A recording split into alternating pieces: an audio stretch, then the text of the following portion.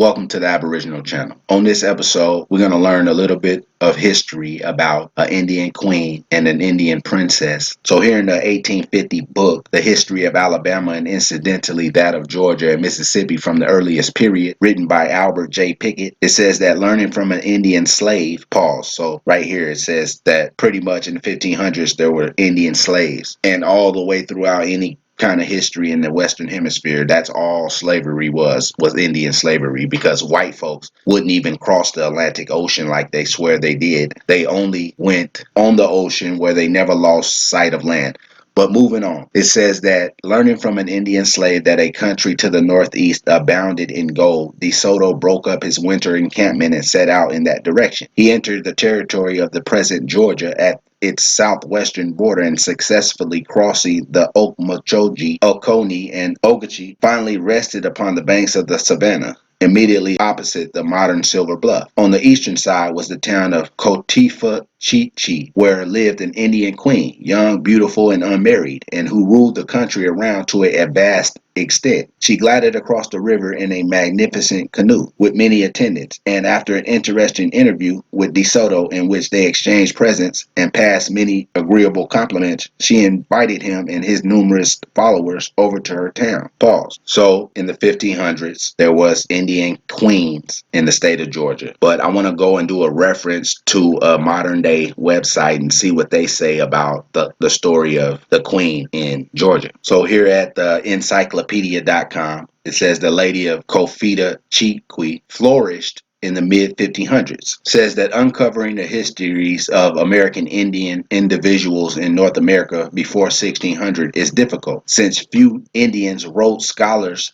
had to depend on the descriptions recorded by Europeans of the American Indians they encountered. Part of the problem with such sources is that Europeans often misconstrued the motives to which they attributed the behavior of the Indians. To compensate for such biases, historians attempt to match what they can discern about the culture of the individual in question with what the Europeans actually wrote about him or her. In doing so, it is possible to uncover some of what the individual might have thought as he or she tried to cope with European explorers, soldiers, colonists, and priests. One of the most interesting leaders in early North America was the Lady of Cofita Chiqui. From sources written by the Spanish, we know a bit about her adult life, but absolutely nothing about her childhood. Based on archaeological investigations and later sources, it is nevertheless possible to put together a rough sketch of how she might have grown up. In Mississippian society such as Cotifa Chiqui, women farmed, so the Lady of Cotifa Chiqui probably had experience clearing fields, planting seed, weeding rows of corn, and harvesting crops. Women also made pottery, so she was probably a skilled artisan. The fact that she belonged to a chiefly lineage, however, may have restricted her from participating in such activities.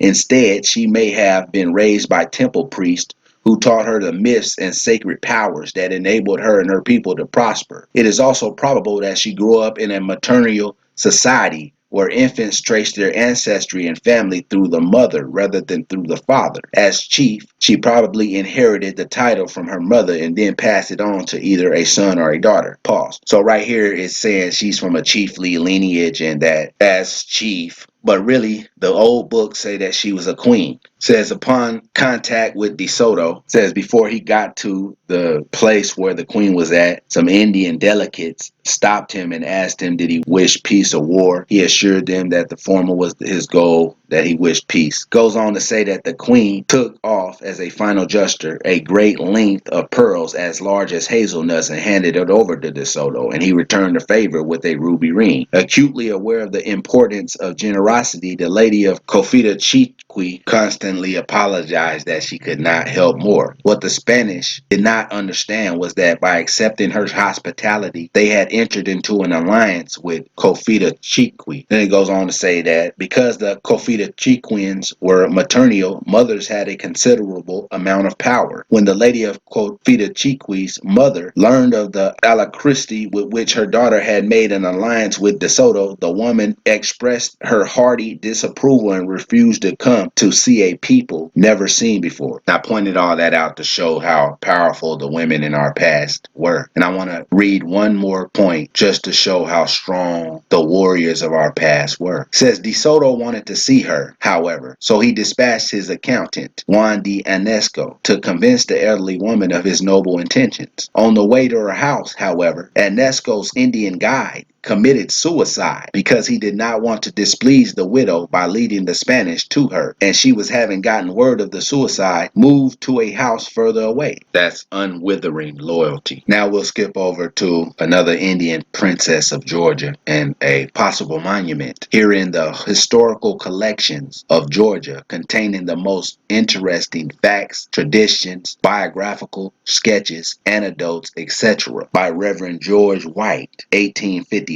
says Campbell County, laid out from Kawata, Carroll, DeKalb, and Fayette in 1828, a part taken from Cherokee in 1832. So they laid it out in 1828, but they didn't actually obtain it until 1832, is what that's saying right there. In the county information, it says originally created in 1828 from Carroll and Kawata counties. Milton and Campbell counties were merged with Fulton County. Fulton County is the county that Atlanta is in. But back over here, it says Anawakwa's tomb, opposite the village of Campbellton on the western bank of the Chattahoochee, in a tuft of trees on one of those mounds so common in Georgia, rests the remains of Anawakwa, an Indian princess, the former proprietor of the soil. It is situated in a meadow in a bend of the Chattahoochee and near the foot of a considerable hill. Ancient fortifications are traced all around the plain, extending from the river to the hill. Now that's the only thing it said, that one little short little paragraph. And then when you turn the next page, it goes on to talk about another county. So therefore, we just got a little dosage of our history right there in that small little paragraph, which explains where that mound was that the ancestor was buried in is opposite the village of Campbellton on the western bank of Chattahoochee in a tuft of trees on one of those mounds so common in Georgia. Through the history books, which has all been a lie. So therefore, if it's a lie, then what's the truth? If it's a lie, then what's the truth?